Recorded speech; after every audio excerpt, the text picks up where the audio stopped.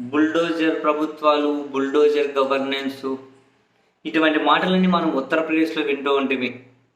చివరికి supreme court involve అయ్యి వాటికి ఫుల్ స్టాప్ వేసిన వాటినైతే ఆపినట్లుంది.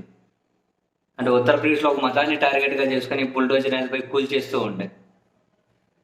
తాజాగా తిరుపతిలో జరిగినటువంటి సంఘటన చూస్తే రాజకీయం కోసం వాళ్ళు బుల్డోజర్లు వాడుకొని నిర్మాణాలు, ఇల్లు కూల్చేసి వైసీపీ వాళ్ళను టీడీపీలో చేర్చుకోవడాన్ని చూస్తే అసలు నిజంగానే ఆంధ్రప్రదేశ్లో పగలు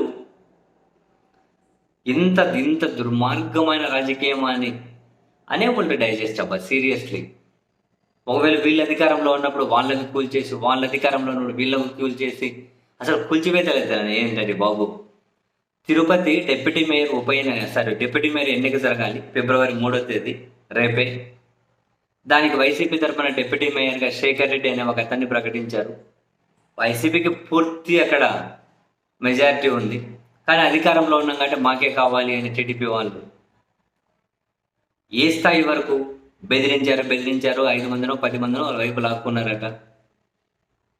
కుదరదు, 26 మంది కావాలి. చివరికి డిప్యూటీ మేయర్గా పోటీ చేస్తున్న శేఖర్ రెడ్డి, ఆయనది నిర్మాణంలో 50 కోట్ల రూపాయలు అపార్ట్మెంట్ విలువ చేసిన దాదాపు అయిపోయిందట 90% పైన. బుల్డోజర్లతో కూల్చి పడేసింది. అక్కడ ఏమంటారు, తిరుపతి ఇన్ఛార్జ్ భూమన్ అభినయ్ రెడ్డి, మేయర్ శిరీష గారు చాలా తీవ్రంగా ప్రతిఘటించారు. పోలీసులు వాళ్ళని అరెస్ట్ చేసి మరి దీన్ని కూల్చేశారు. బుల్డోజర్లపై పట్టపగలు కూల్చి అక్కడికి అయిపోలేదు.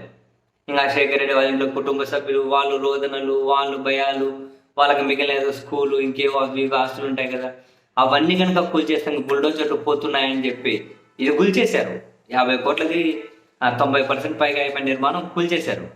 తర్వాత ఇక మిగిలినవైనా కూల్చేస్తామని బుల్డోజర్లు పోతూ ఉంటే ఆ వైసీపీ డిప్యూటీ మేయర్గా పోటీ చేసిన శేఖర్ రెడ్డి అనే అతను టీడీపీలో కండువా కప్పుకున్నాడు. అన్ని నిర్ణయాలు జరిగినాయి.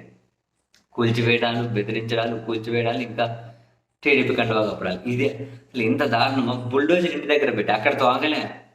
మరికొందరు వైసీపీ నేతలు, కార్యకర్తలు కూడా, ఆయన ఎవరో వైసీపీ కార్యకర్తలు అంట, గఫరా గఫర్ ఏదో ఒక పేరు, 15 సంవత్సరాల కిందట ఏదో పాపం రేకుల షెడ్ ఇల్లట, 15 సంవత్సరాల కిందట రేకుల షెడ్ ఇల్లట, అక్కడి నుంచి ఆడే ఉంటున్నారు. వైసీపీ కార్యకర్తట పోయి కూల్చేసిండ్రు. ఏమంటే నిబంధనలకు విరుద్ధం అంట కూల్చేసిండ్రు. బుల్డోజర్లు పెట్టి ఇళ్ళ దగ్గర పోయి కూల్చేసి ఇటు సైడ్ వస్తారా లేకపోతే కూల్చేయాలని చెప్పి ఇంత పబ్లిక్గానా?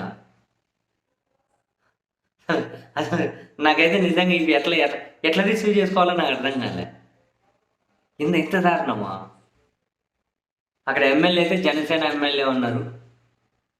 బహుశా వాళ్ళ ప్రమేయం ఉన్నట్లు లేకుంటే వాళ్ళ ఇన్వాల్వ్మెంట్ ఉన్నట్లయితే ఎక్కడ వార్తలు రావట్లేదు, కానీ ఇక్కడ మనకు సమాచారం కూడా లేదు. కానీ టీడీపీలో కూడా 2-3 వర్గాలు ఉన్నాయి.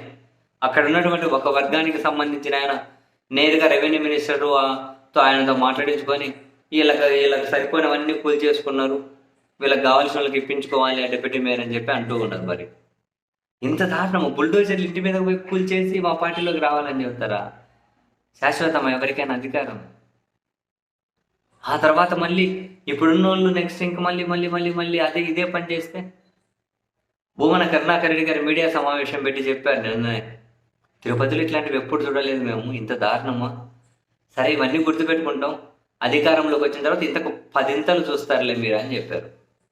మరి వీళ్ళని కూల్చేసారని వీళ్ళ అధికారంలోకి వచ్చి వాళ్ళని కూల్చేస్తే ఇవి కూల్చివేతలు ఏంటండి బాబు? ఇది డెమోక్రసీలోనే ఉన్నామా?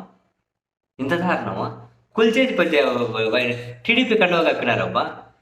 తర్వాత వైసీపీ వాళ్ళు ఇంకొక అతన్ని ప్రకటించుకున్నారు డిప్యూటీ మేయర్ అభ్యర్థిగా. ఇంకా రేపెన్ని చేస్తారు, ఇంకా డిప్యూటీ మేయర్ ఎన్నిక రేపెన్ని చేస్తారు.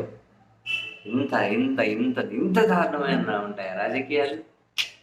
అరే నీ పాసు గల